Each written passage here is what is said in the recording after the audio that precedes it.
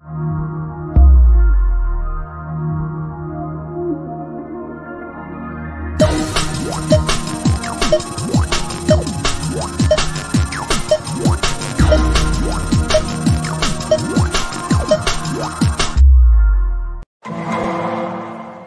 following program may contain coarse language, violence, nudity, mature subject matter, or scenes which may not be suitable for all viewers. Viewer discretion is advised.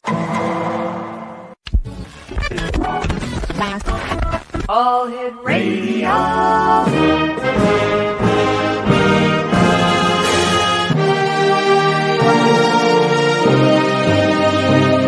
Welcome to the X Zone, a place where fact is fiction and fiction is reality. Now, here's your host, Rob McConnell.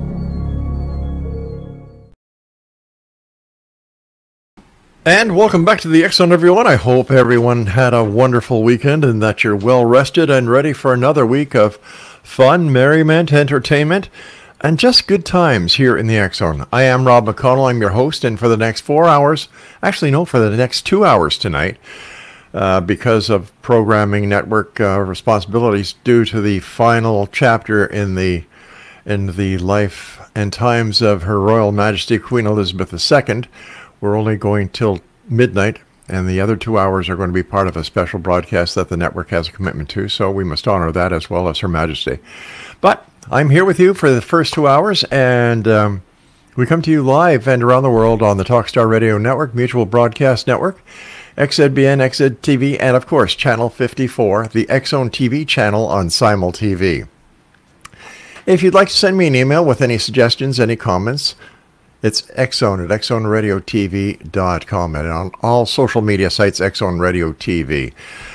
Before we get to my first guest this hour, a lady we've had the pleasure of having on the show many times before, ELLENA LIEBERMAN, there's just a couple of programming notes that I'd like to share with you.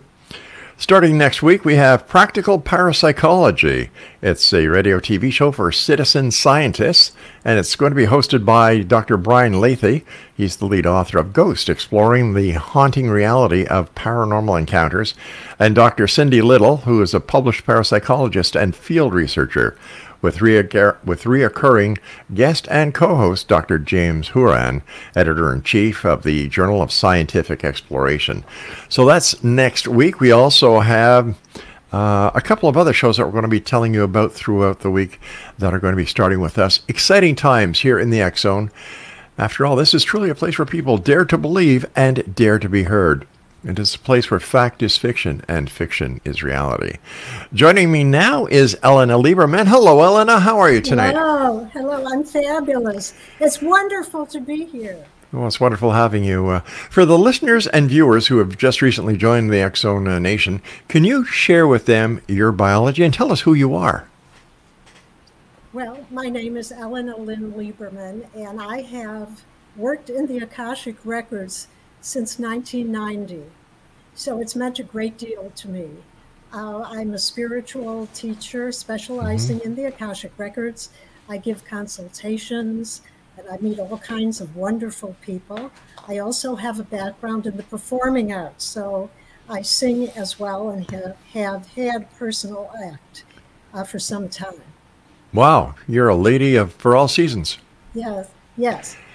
ELLENA, for, once again, those who may be joining us for the first time since we've come back for our 33rd season here in the X Zone, what are the Akashic Records? Well, let me give you the traditional type of answer for that. The Akashic Records are the inscription of the soul in a field of essence.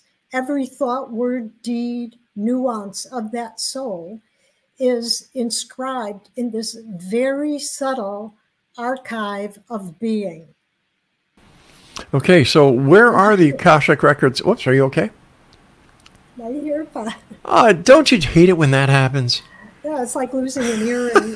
I try to go like this. Well, I don't know. I don't wear earrings. I never have, I don't think, so I don't know what that feeling is. So where are they? It looks like you don't want to hear me. I don't want to hear him. I don't want to hear. Yeah. I hear it better. I hear it better. I want to hear every word. So where are the Akashic Records? The Akashic records are located in frequency, a very subtle resonance in all there is.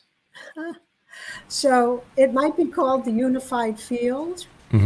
And even in this resonance, an archive of being, which we move into a more modern definition, an archive of being, an inscription in essence, that is the interdimensional quality.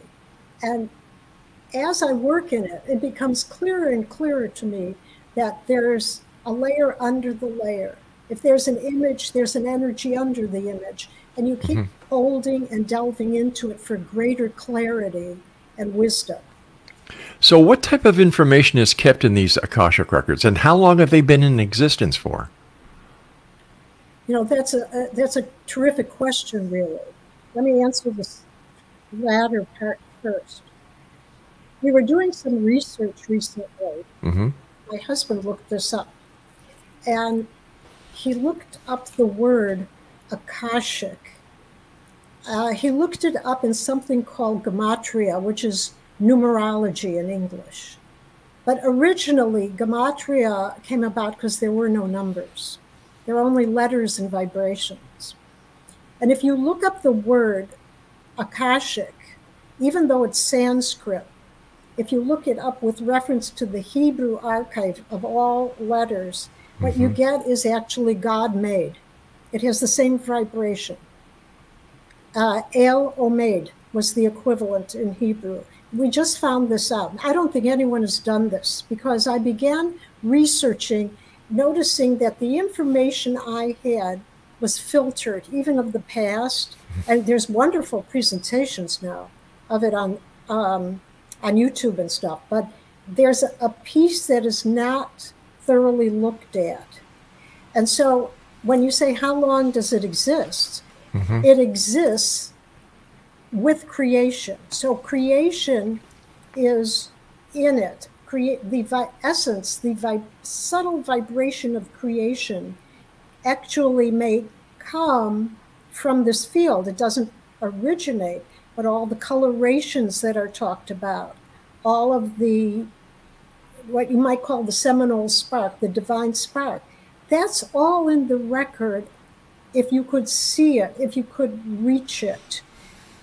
What I do is deal primarily with individuals, with people coming to me. So there is a special prayer that is the key that connects to their vibration or who they are. In essence. In essence. Yeah. So when we're talking about the creation, are we talking about the creation as told in the book of Genesis, the book that was written by Moses? In fact, were the first 4 books of the Bible written by Moses in the Old Testament? Moses received them, yes. So it was through Moses that they came to be, through what he brought forward after he communed with the highest level of the divine. He discovered the highest level of the divine. That was the discovery. So, if Moses received the message from God pertaining to the first 4 books of the Bible, does that lead us to believe that life, as we know it, only exists on this planet? No, not at all. What it talks about are the various levels of creation. Now, the term life on this planet, when we look at something like that, we're talking about levels. We're talking about a literal level. We're talking about the interpretation of those symbols. We're talking about another level. And then we get to the level that's called sod, or hidden, the hidden level. So that what he brought down was all levels. And he brought that down, technically, when you read commentary, in something that was 2,000 years before creation, that took on the form in our reality. Initially, they were tablets, but then they were made into scrolls. But what was interesting in commentary, and this is getting, you know, it's related in a subtle way. What he carried down was interdimensional, because commentary tells you that some of the letters miraculously were suspended in the tablets, and that the tablets contained the entire, not just the 10 Commandments, the entire description. Mm-hmm. So it was interdimensional, even though it looked solid. So this is really an amazing, that's regular commentary. That's not particularly esoteric. It's esoteric, but it's regular commentary when you read the Old Testament. Sure. And even reading the Old Testament, there are way more than just the 10 Commandments. The first 10 Commandments that Moses brought down on the tablets, everybody knows. But it seems that, okay, let's just read the first 10 Commandments because that's what Charlton Heston brought down from the mountain. So we know it has to be real, right? So, okay, go ahead, dear. No, go ahead. So if we move on from that place, I became very interested in getting other information. Now, there's a lot of absolutely amazing names for the Akashic records, like Chaos in the Great Deep, or the Mother of All There Is, or these very interesting names. A lot of the names were filtered through the perception of the early theosophists. And that really started to, I think it's significant, and I think we should remember it, but there are other things. So I began to look in other places. I'm still doing it. And one of the another ancient approach was by somebody named Rabbi Abraham Abulafia. He was born in 1240. And that's the beginning of certain Kabbalistic practices, which actually got criticized later and then were accepted again about 400 years later after he lived. And what he did has to do with what we call karma. What he said, and just zeroing in on that, was that he could see the flows of the soul, and that he could see that they had knots in them. And when he said the 72 divine names with permutations, he believed he was able to untie the knots so the divine flow could move through. Now, when we talk about the Akashic records and resonance, we're talking about flows of energy. It's very subtle. Sometimes we use terms that are really concrete. Okay, we've got to take a break. I hate to interrupt you because I'm really getting into this. I love it. And Elena, thank you so much for joining us tonight. It's all such great pleasure. Exonation, if you'd like to find out more about my guest and my good friend Elena Lieberman, visit her website, dynamicmanifestation.com. And Elena and I will be back on the other side of this short break. Don't go away.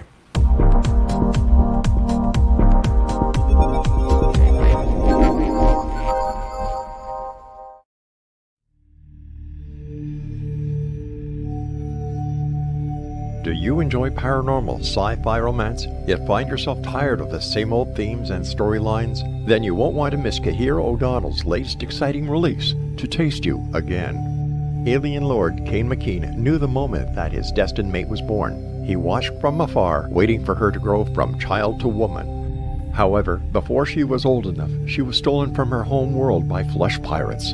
Cain searched 10 long years to find her held in a suspension chamber, a 10-year-old girl in a woman's body. He rescued her and swore to give her time to grow up, but with his very life depending upon winning her as a mate, has he waited too long? Get your copy today. To Taste You Again by Kahira O'Donnell is now available on Amazon or KahiraO'Donnell.com.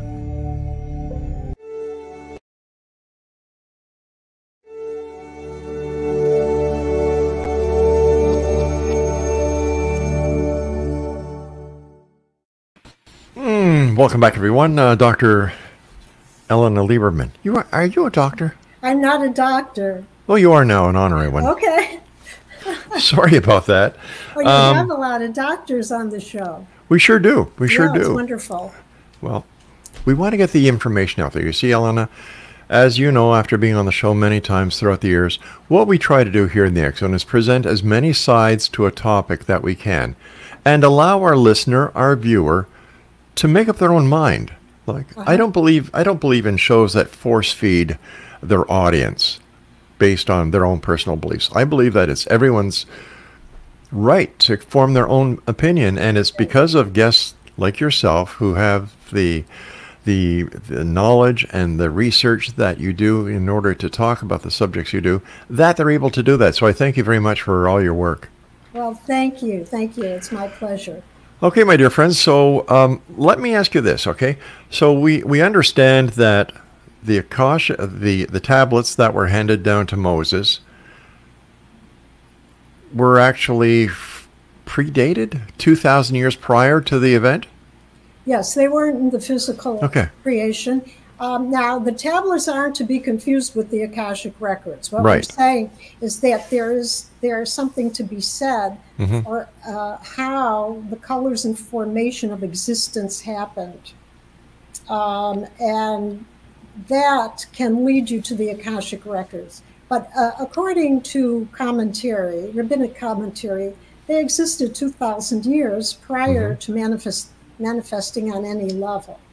And there are 613 commandments, and the entire Torah was suspended, and the writing went completely through the tablets. So it clearly was not really a physical thing. You know, you said 613 commandments, right? Yes, there are. Actually, we did a count, and we found 614. The 614 says, "And thou shalt listen to the X-Zone." Oh, yes, yes. Okay, I'm going to go to hell for that one. I know it. No. Now the a lot of listeners. We know that the tablets with the Akashic records, we're looking at 2,000 years prior to when Moses received them. Am I right? Yes, the Akashic records were in creation. Period. Okay. But was that just the creation of this planet, or the creation of everything, everywhere? It's the creation of one. Creation of one. So that would be this planet here. It is, you might say, well, you might say everywhere. So there's a sense of other planets. There's a sense of other dimensions. It's really a question of what we see, or our filters in the reality. There is a significant commentary regarding Torah that the reality is projected into that world, on the screen of that world, as it would be used in another world. So each world gets their own projection of it. And that's true of that particular legacy. But as far as the Akashic records, that may also be true, that it's projected into those who can receive it. Oh, okay, so would the Akashic records be like a bookcase of encyclopedias that we used to get in the old days, like the Collier's Encyclopedia or Britannica, where planet Earth is one volume, and then another existence in another part of the universe is another volume, and so on and so forth? Or is it all in one? The answer to that is, first of all, as far as the book or the encyclopedia, it would be how the receiver would perceive it. Oh, okay, so the Akashic records depends on the person who is doing the research in them. That's right. Okay. That's why different people, although you'll see a common thread often, will be expressing and seeing differently. And it also depends on something called the higher self. Okay, what is that? The higher self can be defined as the self that carries the vibrations of your soul most clearly. Another facet of it is it fully connects to the essence of your being, and your awareness of it restores you or aligns you with your God or authentic self, or the self that God gave you directly. And so how do we access that? What can we do? Well, we know when we say the prayer to access the records, there is one part of us that aligns us with this higher self. But what we also do, like in one of the classes I teach, is we have processes where we observe ourselves. What's my mind doing? What's my body feeling? What are my emotions doing? What are my thoughts? Number one is the power of observation and refining it. The second thing is the stillness, to be very still so you go into this observation mode. And from the stillness, which incidentally comes through the crown and is held in the heart, and you breathe. The breath is very important. From that, another consciousness emerges, which is the consciousness of the teacher self. The teacher self is a combination of the observer, a combination of being in stillness and just holding the energy, and something greater comes through. You're not displaced, but some wisdom comes through that is beyond what you would normally think in your waking reality. What was it like the first time that you were able to gain access to the Akashic records? So it happened in 1990. My teacher was Mary Parker, and we were in the Bismarck Hotel in Chicago. Mm-hmm. And it was taught differently, and the first person who sat in front of me was a man who was angry, and I sat opposite him, and it's like the anger jumped out at me. So I threw back, and I said, "He's angry." And then she used to say, she said, "Sit up straight, dear. Just sit up straight and calm down." And then like a motion picture started forming. It's high and in. It's not down here. It's higher. Mm-hmm. And I began to see things that were, I'll use the word see, but I felt what I saw, which I still do. I feel what I see. Now it's expanded over the years, but that was the first way. But behind it, if you could see, it's like the light behind the screen. There was love. It was, you don't have to be that way. Or there was an understanding that there was something deeper so he could move through it. And that light, I felt so much love. It was that love by the end of the first day that when I chose it, I said, just like, this is for me. I'm doing it for the rest of my life. And I did. How does it feel to be part of something that is so wondrous? Like, here you are, ELLENA Lieberman, mortal, I think. You're able to make a connection with something that is esoteric, something that is very powerful. Yes. And you have the ability to share the information that is in these records to help mankind. How does that make you feel? There's an awesome beauty to it. Mm-hmm.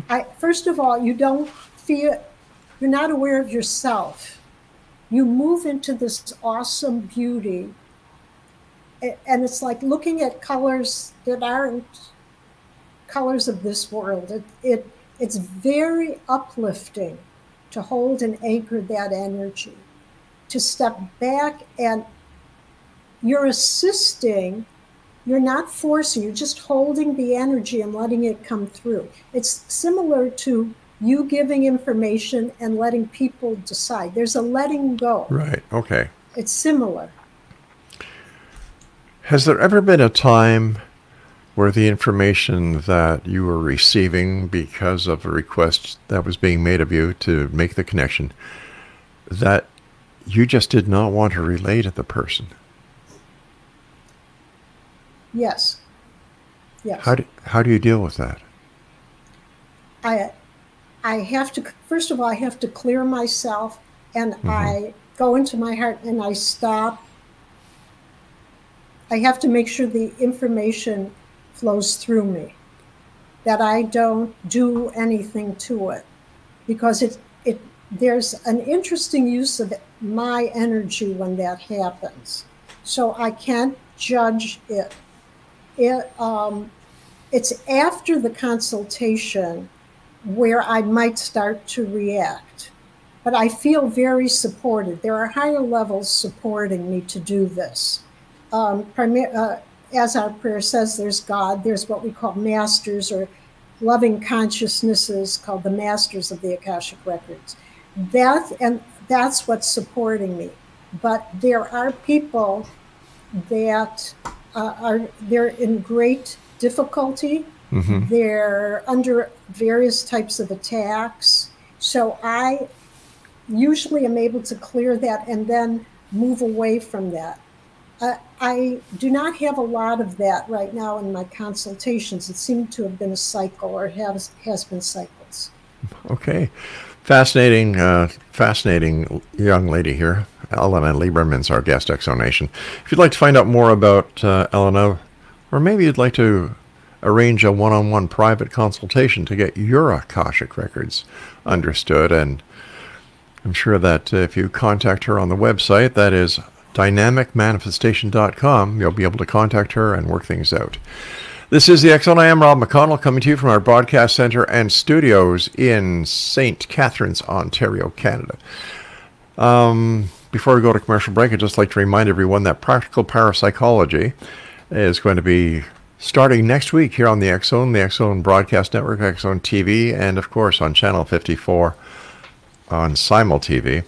Some of the features and highlights include layperson discussion of research in parapsychology, plain language debates and discussions, deep analysis of paranormal topics in the news, collaborative segments with audience participation with in-home or on-field paranormal research projects, and of course they're going to use little teasers to tell you what's coming up next. In fact, what's coming up next here is a commercial. We'll be back on the other side of it. Don't go away.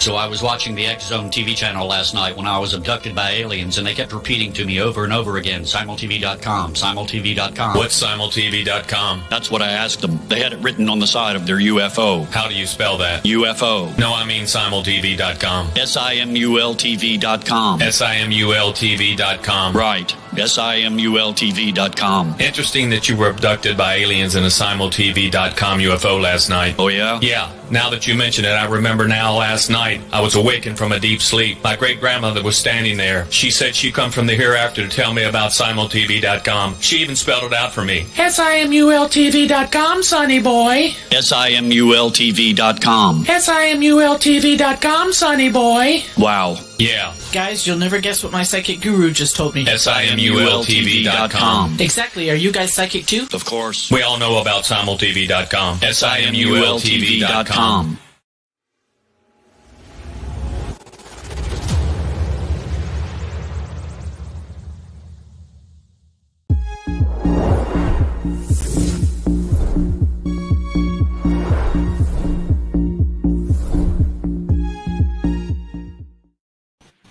And welcome back. Elena Lieberman is our guest this hour, Exonation, and her website is dynamicmanifestation.com. How long does it take for you to make your connection to the Akashic records? It doesn't take long at all. It's the sacred prayer, but I do a meditation to set the space before, and then we move into the depth of the prayer, which aligns us to receive. And how long does a reading take or last? It's minimally 1 hour. They can range. I have some clients who will go over 2 hours. Wow. You must be exhausted at the end of the day. Well, yeah. It's very interesting. some people, it's so uplifting to work with them that you have tons of energy. And some people have more going on, and so you have to take a break. But it's always fascinating, and you learn a lot from your clients. I have fascinating clients. Can you share a few stories with us? I had a client, actually this is a different kind of story, but I had a client, she came to me very young. Then she got married, and it was actually, I think, 20 years later that she had a baby. The baby somehow got off the pier and fell into the water. Ooh. And the mother was frantic. It was deep water, and the mother dove in and didn't realize how deep it was, so she was holding the baby up and had to tread water and hold the baby above the water. So she started sinking, and she remembered that during the consultation 20 years before, what had been revealed, that there was a deep potential in her to write a book. And suddenly after 10 years or 20 years in the water, she remembered that and gained strength to keep going. And she called out, and they pulled the baby and her out of the water as she was sinking down. And she told me of the story. She wrote that to me 20 years after she had gone to me.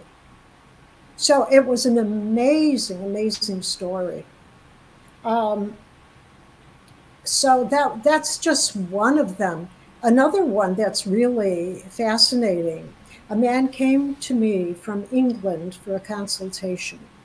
The man had been an alcoholic, a very, very severe alcoholic. And one day,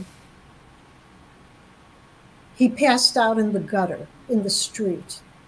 And his soul left him. And the soul pulled him up and looked at him face to face. And his soul said to him, if you don't stop drinking, you're going to die.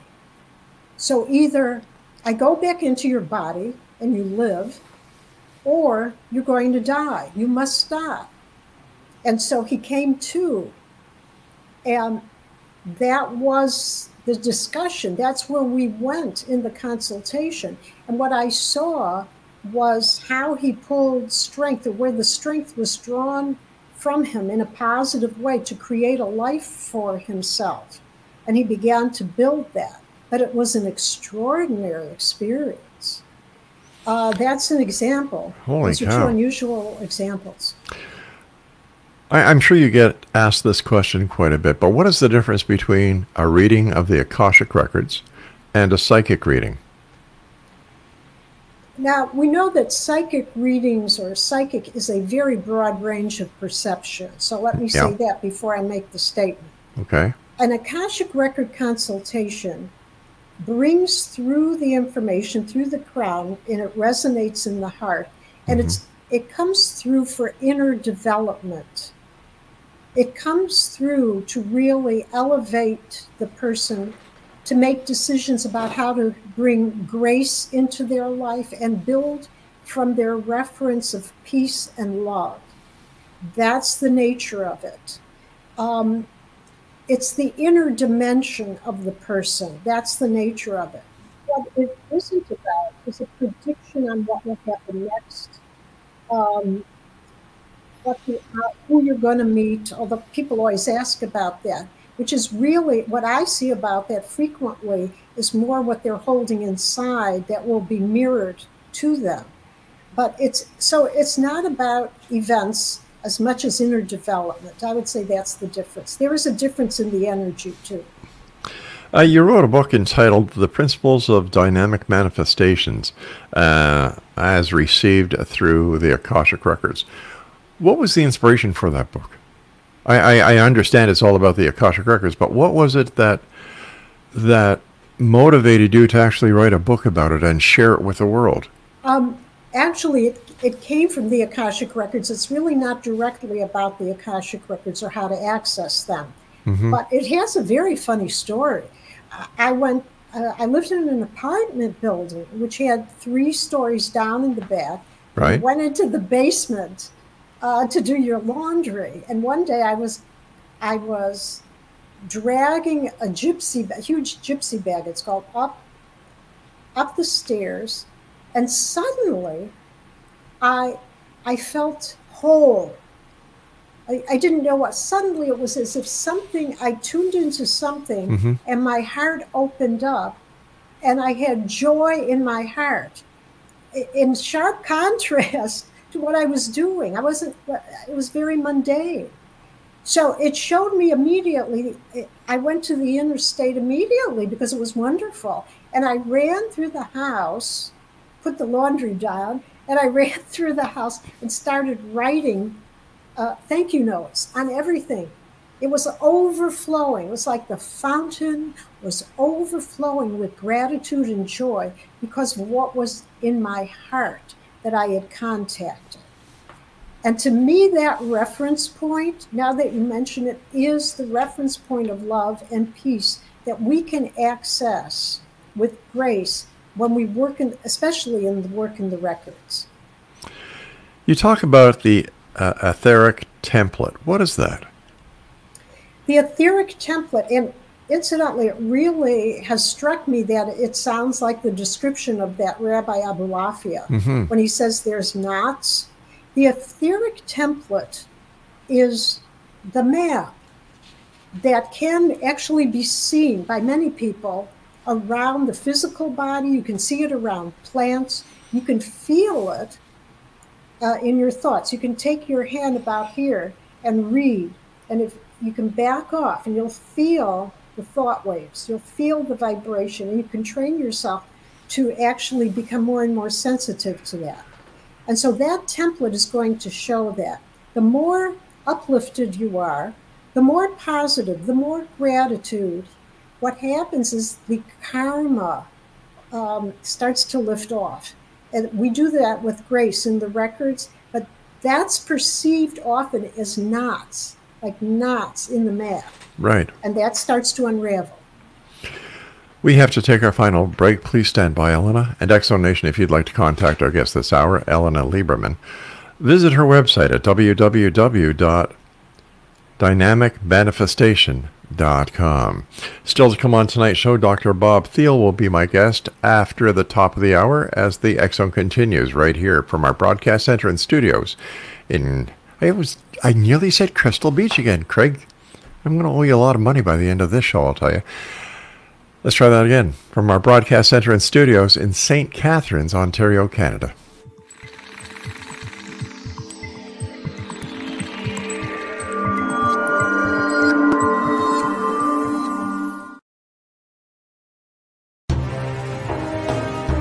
To be accosted in her bed and abducted by aliens was the last thing Michelle expected. Yet the fateful morning of her destined death changed everything. Lord Lan Ramos, Alpha King of Vidar, the monstrous befanged alien looming over her bed, was her destined mate come to save her from certain death. He is a telepathic mute shifter. Can Michelle accept him and his animal? Once on Lan's home planet, Michelle becomes increasingly psychic, revealing her as the fabled Oracle of Vidar. As factions conspire to destroy them, will they overcome mounting threats? Will Michelle's growing gifts save them, or ultimately destroy her? Don't miss this sci-fi shifter romance with charismatic and engaging characters. Get your copy today. The Oracle of Vidar, available on Amazon or CahiraO'Donnell.com. That's CahiraO'Donnell.com.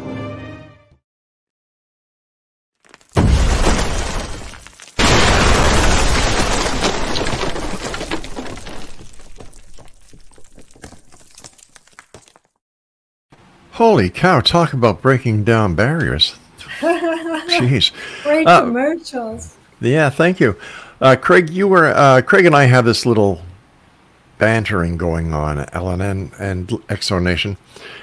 Because we're just in our new studios about 2.5 months, I still say the tag of Crystal Beach because we were there for 2 years. You should have seen it when we moved from Hamilton, where we were for nearly 20 years, when we moved to Crystal Beach. So ever since then, Craig keeps tab on, my saying St. Catharines or Crystal Beach. And at the end of the week, if I go over 15 Crystal Beaches, I have to take him out for lunch on Saturday. So that's how Craig and I have been together, 32 years, Craig? Yeah. And he still doesn't know what kind of chicken wings I like. That's horrible. Elena, talk to us about declarations. Declarations are very important. What they're based on, again, is the divine sound current. In the Old Testament, it's the divine utterances, but it's toning, the tone of what you say. And there are actually vowels that are uplifting, but much more behind that, the intention and the coloration of what you say, and then what you think and feel creates, period. It creates a world. And the more you say it, and again, through the observer self, you can repeat scripts, or you can repeat what you envision for yourself. Now, this manifestation is very effective on a lot of different levels.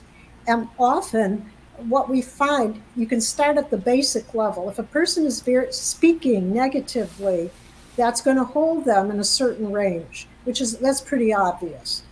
As we utter and what we see, and we begin to shape it, it goes from the inner dimension or within us out through the world, or it becomes stronger. So if we think a sound, it has one vibration.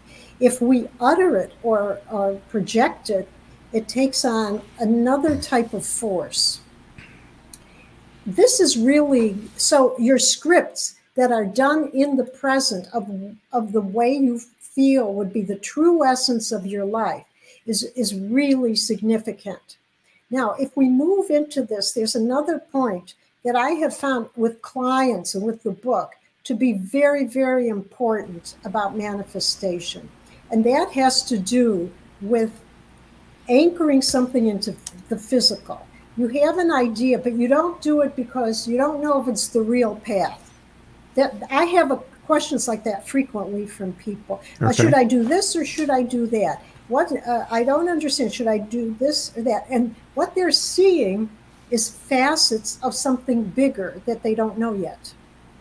So it's very important to get that down. Write it, paint it, any way you can. Bring it out into the physical world so that more can flow. It's the concept also with the declaration. Express it so that more energy can flow and be manifest in our physical daily lives of a higher nature. So would the declaration be like, if you confess it, you will possess it? Yes, you could say that. It's related to it. And is there any relation or similarity between the declaration and remember years ago somebody came out with the book, The Secret? Yes, I was in a summit with some of the people in it, yeah. So does that parallel what we're talking about here?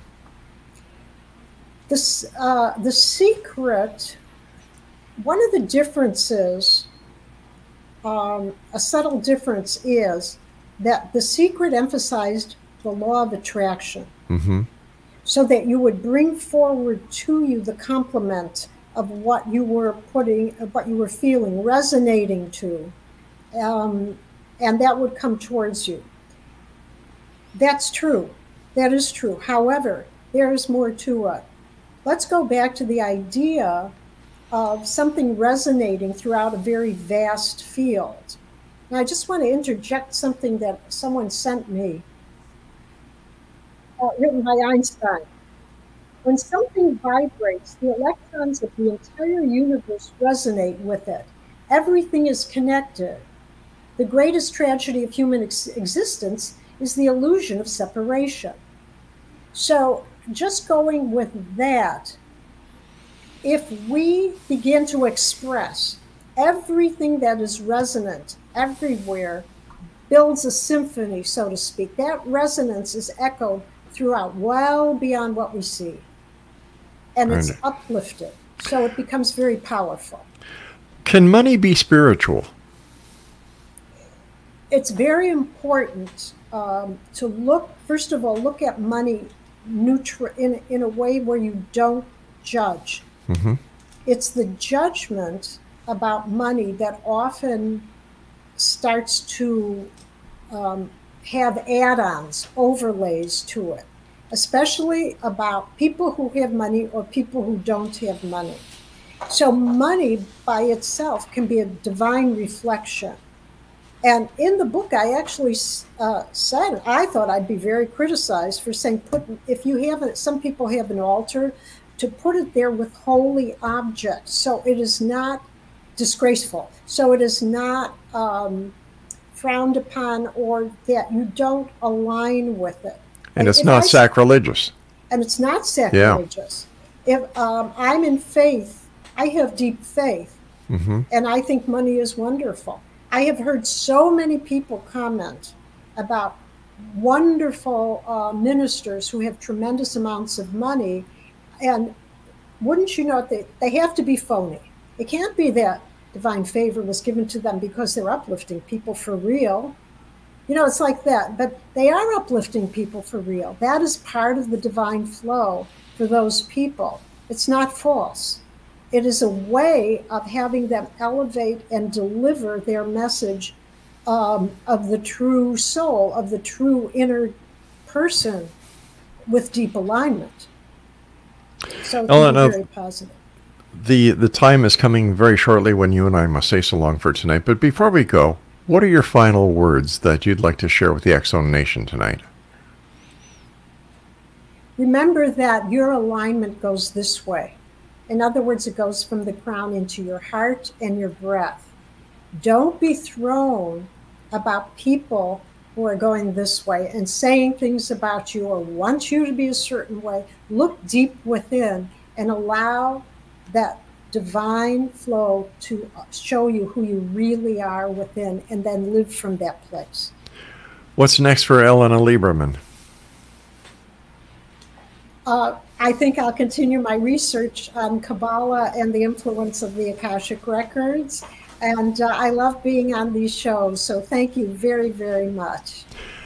Believe me, the pleasure was all ours. Let our listeners know how they can find out about more about you and where they can get a copy of your book. The book is on Amazon, or they can go to my website, www.dynamicmanifestation.com. Take care of yourself, and I look forward to the next time we meet back here in the X-Zone. Thank you. It was a real pleasure to be on your show again. Take care, ELLENA. Bye-bye. Bye-bye. X-Zone Nation, ELLENA Lieberman was my guest this hour. And coming up in the next hour, Dr. Bob Thiel will be joining me about Church and Prophecy. Tonight, here in the X-Zone from our broadcast center and studio in Hamilton. No, we're not in Hamilton. God, I'll get it right one of these days. I'm going to have to get a big sign and put it right in front of me. We're in St. Catharines, Ontario, Canada. Oh, whatever you do. Oh, my goodness. Talk about kerfluffled. All right, Craig. Looks like I'm going to buy the chicken wings again this week.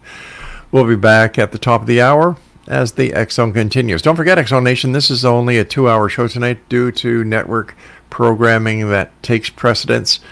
And in this case, I think it's a wonderful thing. It's the final chapter of the life and times of Her Majesty, Queen Elizabeth II. I'm Rob McConnell. Don't go away.